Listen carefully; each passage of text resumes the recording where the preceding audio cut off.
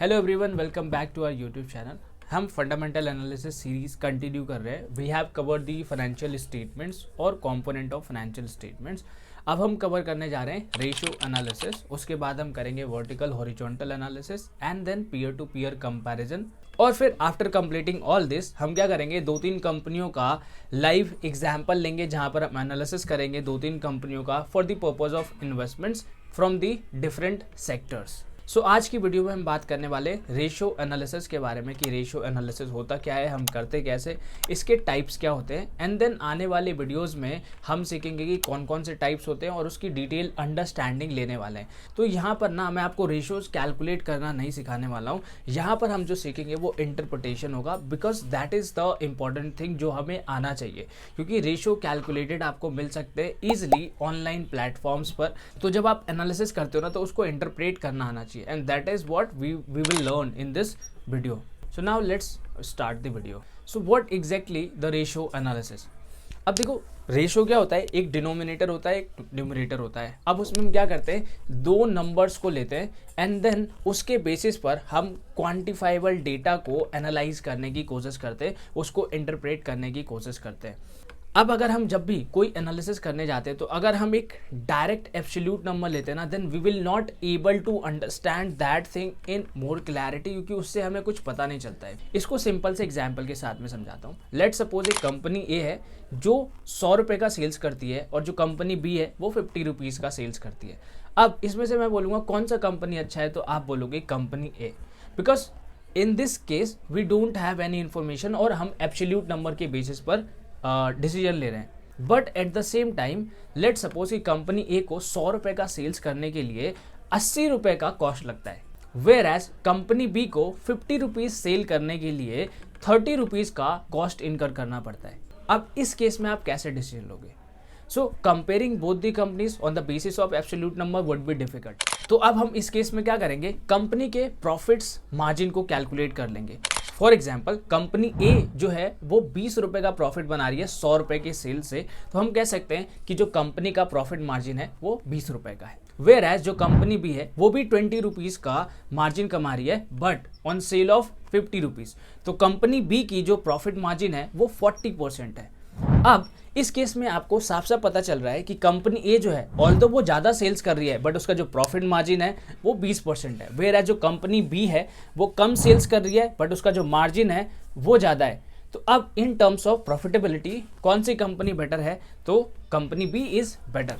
And that is why we do the ratio analysis to understand the company in relative terms.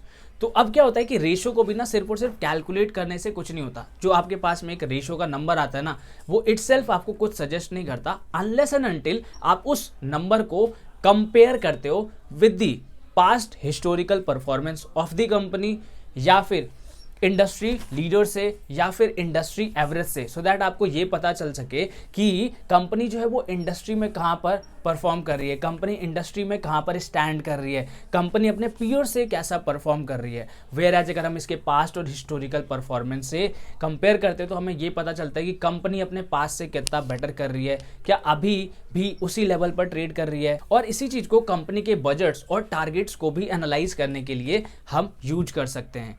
सो जो ratio है ना, it itself एक open term है। इसको हम किसी भी चीज़ को एनालाइज करने के लिए यूज कर सकते हैं, चाहे वो कोई भी क्वांटिटेटिव डेटा हो, प्रोवाइडेड वो जो दो नंबर हम यूज करने वाले हैं that should have meaningful relationship. For example अगर हम हेल्थ केयर सेक्टर को एनालाइज करने की कोशिश करते हैं, तो वहाँ पर हम ये देखते हैं कि कंपनी जो है वो कितना रेवेन्यू जनरेट कर पा रही है पर बेड। तो उस केस में हमें क्या देखना चाहिए कि रेवेन्यू अपॉन में number of beds. So let suppose अगर कंपनी एक बेड पर 20,000 रुपये रेवेन्यू जनरेट कर पा रही है और आने वाले टाइम में company wants to expand for the 2000 more beds, तो अब इससे क्या कर सकते हैं, हम एक जनरल फॉरकास्ट निकाल सकते हैं बेस्ड ऑन दीज थिंग्स। उसी तरह से अगर हम टेलीकॉम सेक्टर की बात करते हैं, तो टेलीकॉम सेक्टर में हम ये देख सकते हैं कि रेवेन्यू पर सब्सक्राइबर बेस कितना है। तो जितना ज़्यादा सब्सक्राइबर बेस बढ़ता है, रेवेन्यू बढ़ने का भी सेम चांसेस होता है with that thing. So ratio analysis हम इसीलिए करते हैं, और रेशियो एनालिसिस हम किसी भी चीज़ के लिए कर सकते हैं। फॉर एग्जांपल चाहे वो क्रिकेट हो, या फिर प्रोबेबिलिटी कैलकुलेट करना हो, या फिर कंपनी के फाइनेंशियल्स को एनालाइज करना हो, कोई भी क्वांटिटेटिव डेटा हो, उसको हम एनालाइज करने के लिए रेशियो एनालिसिस जो होता है वो कर सकते हैं। So this is all about the ratio analysis and why we do the ratio analysis. अब हम बात करते हैं for the financial perspective, for the analysis of the financial statement हम कौन कौन से रेशियोज फॉलो करते हैं। सो देखो, there are hundreds of ratios available in the market, but हम क्या करने वाले कि जो मोस्टली फॉलोड रेशियो होते हैं, जो मोस्ट इंपॉर्टेंट रेशियोज होते हैं जो हमें यूज करना चाहिए for the purpose of analysis, हम उन्हीं रेशो को आने वाले वीडियोस में कवर करने वाले हैं, जिससे हमें कंप्लीट पिक्चर मिल जाए पूरे फाइनेंशियल स्टेटमेंट का और एक हमें अच्छी अंडरस्टैंडिंग मिल जाए कंपनी के बारे में। जैसे कि कुछ रेशोज के एग्जाम्पल हैं profitability ratios, margins ratios, leverage ratio, gearing ratio, current ratio, efficiency ratios. So these are the ratios that we will cover in detail.